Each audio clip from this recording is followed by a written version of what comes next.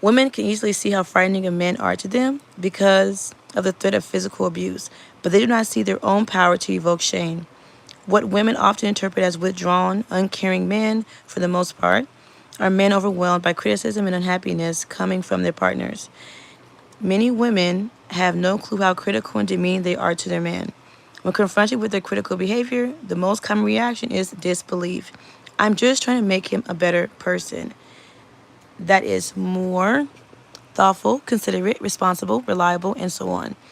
Reflecting on this fact, Pat thought it might be interesting to list 101 ways to shame a man without trying. Off the top of her head, she came up with well over 50 ways she had done so, inadvertently or otherwise, in her own relationships. Here are a few. Now, I'm not going to read all this. If you want to read it, there you go. Pause the video. Here is some more right here. Go ahead and pause the video again. Move my hand out the way. I like this part. Other shaming favorites of women include believing they always know what's best for their relationship, rolling eyes, giving the look, being sarcastic, ridiculing, suggesting a better way, having unrealistic expectations, criticizing him in front of other people, making him feel unnecessary. Okay, this part I will read. If you're a woman reading this and thinking, I don't shame, you may be right, but just to make sure, check it out with the men in your life. It's best not to ask directly. So don't ask, do I criticize or do I shame you? That's like asking, does my butt look big in this dress? No guy in his right mind is going to give you a straight answer. Instead, ask, what are some of the different ways I criticize or shame you? For an eye-opener, write true or false next to each of the following statements. So these are some of the ways they're talking about. So, 1, I exclude him from important decisions.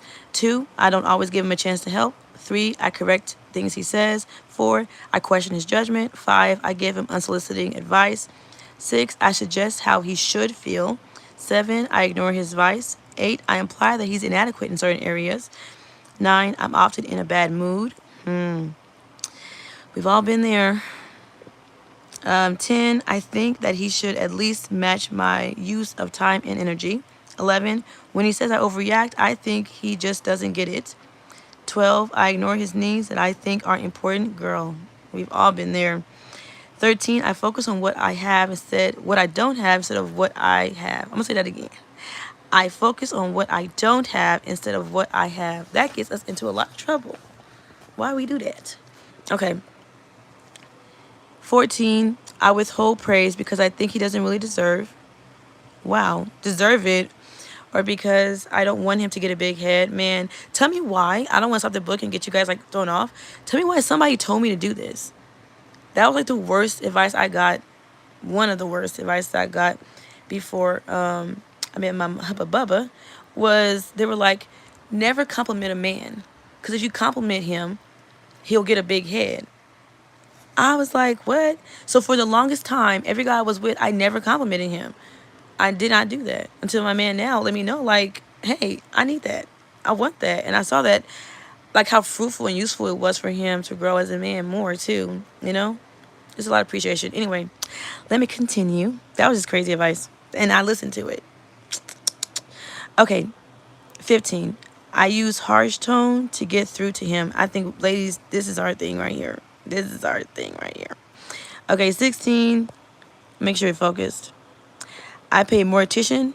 Let me see like this. I pay more attention to other people's needs than his. And this is a big thing, too. A big thing. 17. I undermine his wishes. 18. I am condescending to him. 19. I lack respect for his work. 20. I show little interest in his interests. 21. You know, this happens a lot. But, you know, well, let me not say that. I'm just want to read this to you. 21, I criticize his family. 22, I interpret the real meaning of what he says and does. 23, I compare him to other men, or worse, to my girlfriends. 24, I don't take his point of view seriously, or in consideration. 25, I believe he just can't see my unhappiness. 26, I think he fails to make me happy. 20, I feel unhappy. I tell him that he must be unhappy too. I don't know why I jumped 28 without 27, but I'm just going to say 27. I roll my eyes when I think of some of the things he says and does. 29, he says I give him the look. 30, I am sometimes sarcastic to make my point or express dissatisfaction with his behavior. 31, I use ridicule to get through to him. 32, I usually have a better way of doing things. 33, sometimes I think he's a jerk.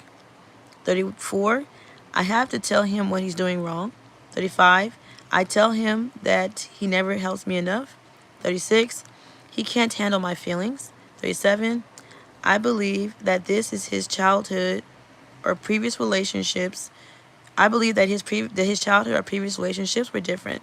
We wouldn't have these problems. I believe if his childhood or previous relationship were different, we wouldn't have these problems. Excuse me. I think that I understand relationships better than he does. 39, I think I do more than he does. 40, my friends treat me better than he does. This happens. Oh my goodness. Just so you guys know, relationships, dynamic relationship with your relationship, the way you need your partner is very different than the way you need your friends. So it's going to be very different. So it's never good to compare. 41, he disappoints me. Total of true answers. Now ask him to fill out the quiz to see if he thinks you do any of those things. When a woman criticizes a man, whether she does it deliberately or not, she makes it impossible for him to feel connected to her. Where there is a withdrawer or silent man, there is usually a critical woman. Ooh, did you hear that? Let me say it again. Where there is a withdrawn or silent man, there is usually a critical woman. Hopefully, you've gotten the idea by now that women can do great harm to their relationships without even realizing it. The next chapter highlights how men can do the same. Please understand that the purpose of these two chapters is not to divvy up blame, but to point out that we all fall prey to the fear-shame dynamic when it's allowed to run on autopilot. The extent to which we can understand and sympathize with each other's hidden vulnerabilities to fear and shame will determine our success in finding love beyond words. I like that. Okay, guys, that's it for that part. I'm going to read the second part, but I'm going to make it a different live right now. Okay, so bye. Love you.